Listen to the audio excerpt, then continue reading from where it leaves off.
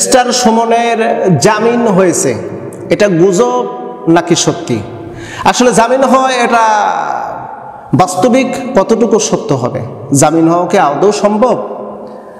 এমনকি নিউজ সামাজিক গণযোগাযোগে দৌড়দৌড়ি করতেছে, তোলপাড় সৃষ্টি হয়ে গেছে। কেউ বলছে হ্যাঁ ব্যারিস্টার সুমন জামিন পেয়েছে, তাকে মোস্ট ওয়েলকাম জানাচ্ছে হবিগঞ্জবাসী। আসলে ঘটনাটা কতটুকু সত্য? ব্যারিস্টার সুমন আদৌ জামিন পাবে কি? আমি এ বিষয় নিয়ে কয়েকটা পিসিওর তৈরি করেছিলাম, কন্টেন্ট তৈরি করেছিলাম। সেখানে আমি অনেক কথা বলেছি যেগুলো রিয়াল এবং বাস্তব কথাগুলো। ব্যারিস্টার সুমন একদিনে তৈরি হয়নি, দিনে দিনে তৈরি হয়েছে। এটা যেমন সত্য বাস্তব কথা, ঠিক তদ্রূপভাবে আরেকটি সত্য বাস্তব কথা হলো ব্যারিস্টার সুমন একদিনে মাফিয়ার ডন হয়নি, দিনে দিনে মাফিয়ার ডন হয়েছে। ব্যারিস্টার সুমন একদিনে দুর্নীতির পাহাড় করতে পারেনি, দিনে দিনে দুর্নীতির পাহাড় গড়েছে। ব্যারিস্টার সুমন একদিনে এই ফ্যাসিস্টের চ্যামচা হতে পারেনি, দিনে দিনেই চ্যামচা হয়েছে। আমরা ব্যারিস্টার সুমনের বিষয়টি নিয়ে ব্যাপকভাবে আমরা আলোচনা সমালোচনা করেছি। আসলে লোকটি কেমন ছিল এ ব্যাপারে যদি জিজ্ঞাসাবাদ করা যায়, তাদের যারা ফ্যাসিস্টের যারা দোসর তারা বলবে যে না, ব্যারিস্টার সুমন খুব ভালো মানুষ, তার মতন ভালো ফেরেশতাও হয় না। অথচ সে ছিল মাফিয়ার ডন। ব্যারিস্টার সুমন ছিল মাফিয়ার ডন। ইয়াবা সম্রাট বদির সেই একদম ক্লোজ বন্ধু। এবং তাদের এই দুর্নীতি যেটা ভাষায় প্রকাশ করার মতো না।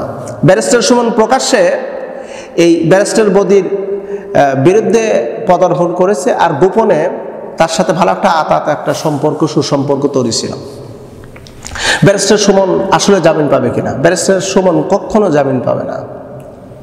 জামিন পাওয়ার কোনো প্রশ্নই আসে না। হ্যাঁ, জামিন প্রত্যেকটা ব্যক্তি পেতে পারে, এটা ব্রিটিশ লতে আছে। সে যত বড় অপরাধী হোক সে জামিন পাবে, একবার হলেও জামিন পাবে। কিন্তু ব্যারিস্টার সুমন ছাত্র আন্দোলনের কঠিন বিরোধিতা করেছে, যেই বিরোধিতা করার বলা আমার ভাষায় প্রকাশ করা খুবই কষ্টকর। ছাত্রদেরকে প্রকাশ্যে মারার হুমকি পর্যন্ত, অর্ডার পর্যন্ত করেছে হবিগঞ্জবাসীদেরকে। ছাত্রদেরকে প্রতিহত করার জন্য ব্যাপক প্রচেষ্টা ব্যারিস্টার সুমন করেছে।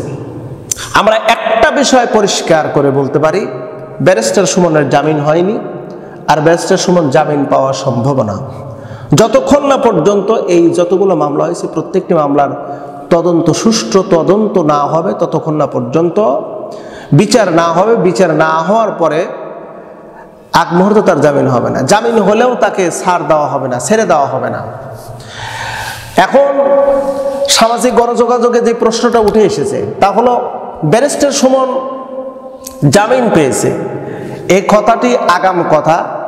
জামিন পায়নি কিন্তু প্রকাশ হয়েছে জামিন পেয়েছে। বিভিন্ন জায়গায় কিন্তু ওর জামিন যাতে না হয় সেক্ষেত্রে কিন্তু মিছিল, মিটিং, সভা সমাবেশ, সেমিনার অলরেডি শুরু হয়ে গেছে। কারণ ব্যারিস্টার সুমন ছিল বিশ্বনন্দিত মুফাসসিরে কোরআন, শহীদ আল্লামা দিলওয়ার হোসেন সাঈদীর খুনি। এর কিভাবে জামিন দেয়? জামিন যদি দেয়, কারাগার থেকে মুক্ত হওয়ার, কারাগার থেকে বের হতে না হতেই তাওহীদি জনতার খোপের মুখে পড়ে যাবে ব্যারিস্টার সুমন। তখন কেউ তাকে হেফাজত করতে পারবে না, কেউ হেফাজত করতে পারবে না। ব্যারিস্টার সুমন, আমরা এই কথাটা বলতে পারি, সে জামিন তো পাবেই না, বরং তার দৃষ্টান্তমূলক শাস্তি হবে। এই শাস্তি থেকে পরবর্তী প্রজন্ম শিক্ষা পাবে। ওলামা হযরত, ওলামায়ে কেরামদের বিরুদ্ধাচরণ করলে এই জাতি তাকে ছেড়ে দেবে না, আইন তাকে ছেড়ে দেবে না। তখন বাদ বাকি কিছু সংখ্যক মানুষ ভালো হয়ে যাবে। আসুন আমরা এই মাফিয়ার ডন ব্যারিস্টার সুমনের কিছু কুকীর্তি আমরা একটু জেনে নেই। ফ্যাসিস্টের সময় সে ছিল একজন দুধে ধোয়া তুলসীর পাতা, এটা প্রচলিত একটা কথা আছে। তার মতন পবিত্র মানুষ নাকি এর একটাও নেই, ভালো মানুষ একটাও নেই।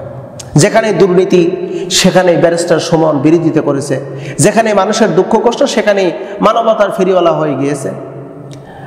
এই টাকাগুলো মানুষের মাঝে দান সদকা করেছে, ত্রাণ দিয়েছে, হাদিয়া তহবা দিয়েছে। টাকাগুলো আসলো কোথা থেকে, পেল কোথা থেকে? এটা নিয়ে যদি গবেষণা করা যায় বা সঠিক তদন্ত যদি করা যায়, তদন্ত রিপোর্ট আসবে যে সবগুলো ছিল কালোবাজারির টাকা। ইয়াবা, ফেন্সিডিল, হেরোইন, এ সমস্ত কিছুর বিক্রয়ের টাকাগুলো দিয়ে সে মানবতার ফেরিওয়ালা সেজেছিল। আসল মূল বিষয় হলো এই ব্যারিস্টার সুমন, সে ছিল একজন ধূর, একজন চতুর, একজন চালাক একজন ব্যক্তি।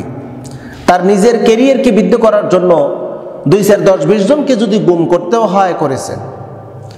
তার কিছু সহযোগী ছিল, মাতাল উন্মাদ কিছু সহযোগী, যারা টাকা দিলে যে কোনো মুহূর্তে যে কোনো কাজ করতে পারে, এরকম কিছু পার্সনকে ব্যারিস্টার সুমন তার সহযোগী হিসেবে রেখে দিয়েছিল। তাদেরকে দিয়ে সমাজের ভিতরে